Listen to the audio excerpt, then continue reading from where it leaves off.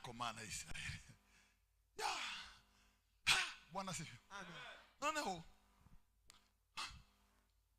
Daudi Bwana sifiwe. Amen. Daudi na Sauli n'abagabo babiri bombi bimikishijwe amavuta.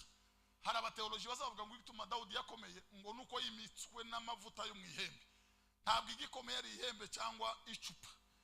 Igikomeye nukubaha Imana ko mu mitima yabo. Naho ibyihembe n'amavuta ntacyo bivuze.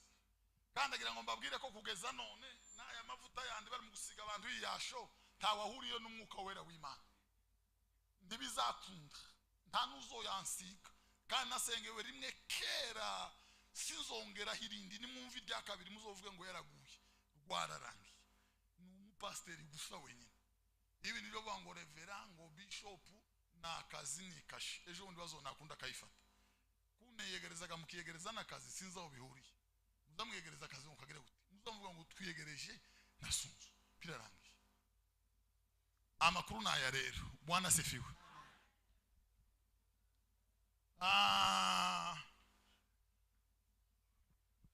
Bweze si cyubahiro. Bwana sifiwe. Bwana sifiwe sana. Ya Bwana sifiwe. Kandi murebe Daudi na Sauli wabimitse numwe. Si Samuel wabimitse. Hari undi wabimitse. Imana yabwiye Samuel ngo genda wimike Sauli.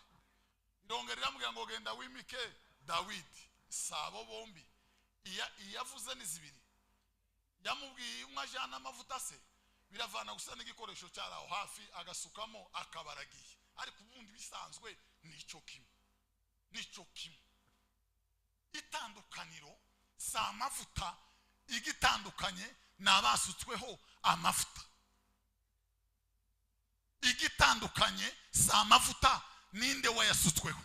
Ninde ufite ayo mavuta?